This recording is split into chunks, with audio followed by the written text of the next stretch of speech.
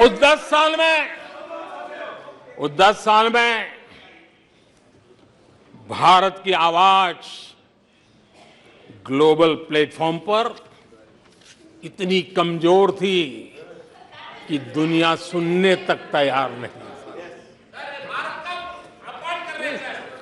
आदरणीय अध्यक्ष जी,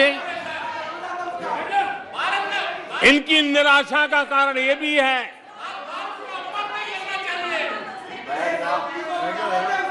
आज जब देश की क्षमता का परिचय हो रहा है, 140 करोड़ देशवासियों का सामर्थ्य खिल रहा है, खुल करके सामने आ रहा है।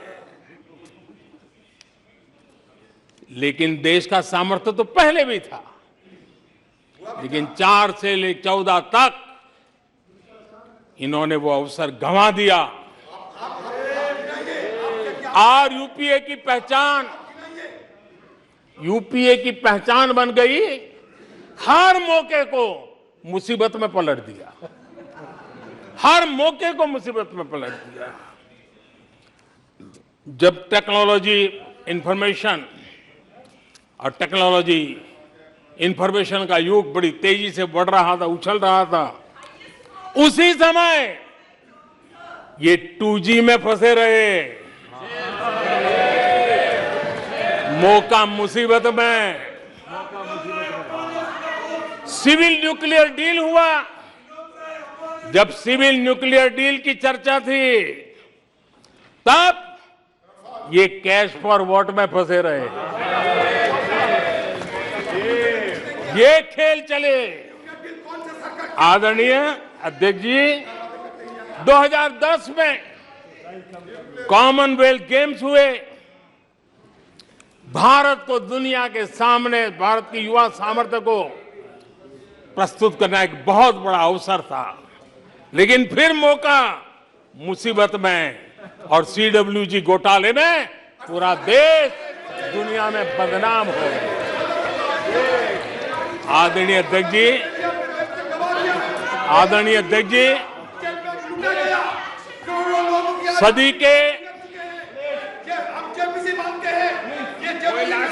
सदी के दूसरे दशक में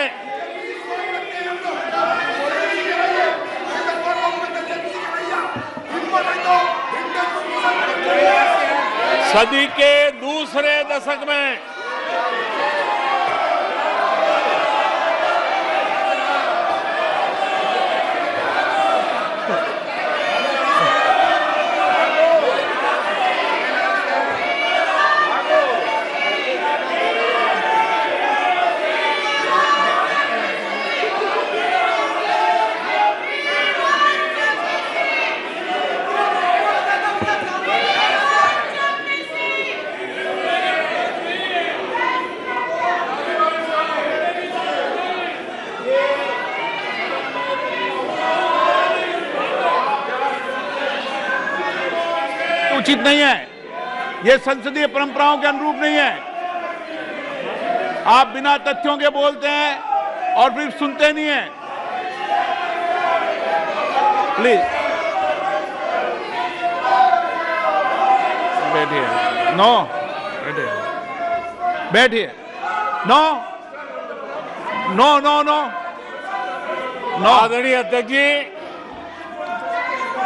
ऊर्जा का किसी भी देश के विकास में अपना एक महात्म्य होता है, और जब दुनिया में भारत की ऊर्जा शक्ति के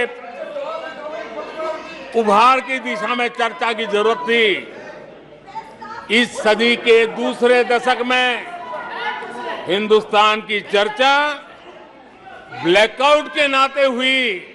पूरे विश्व में ब्लैकआउट के वो दिन चर्चा के केंद्र में आ गए। कोयला घोटाला चर्चा में आ गया। आदरणीय अध्यक्ष जी, देश पर इतने आतंकी हमले हुए, 2008 के हमलों को कोई भूल नहीं सकता है, लेकिन आतंकवाद पर सीना तान कर, आंख में आंख मिला करके हमले करने का सामर्थ्य नहीं था, उसे चुनौती को चुनौती देने की ताकत नहीं थी, और उसके कारण आतंकवादियों के हौसले बुलंद होते गए और पूरा देश 10 साल तक खून बहता रहा मेरे देश के निर्दोष लोगों का। वो दिन गए थे। आदरणीय अध्यक्ष जी, जब LOC भारत के सामर्थ्य की ताकत का अवसर रहता था, उस समय डिफेंस डील को लेकर के हेलीकॉप्टर घोटाले और सत्ता को कंट्रोल करने वाले लोगों के नाम उसमें चिन्हित हो गए। आदरणीय अध्यक्ष जी, जब देश के लिए जरूरत थी और निराशा के मूल में ये चीजें पड़ी हुई है, सब उभर करके आ रहा है।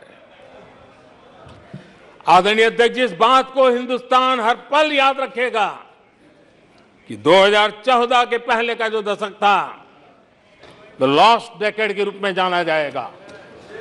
और इस बात को इनकार नहीं कर सकते कि 2030 का जो दशक है, ये इंडिया डेकेड है पूरे विश्व के लिए। आदरणीय अध्यक्ष जी, थैंक यू शशि जी। बंटवारा हो गया, कांग्रेस में बंटवारा। आदरणीय अध्यक्ष जी,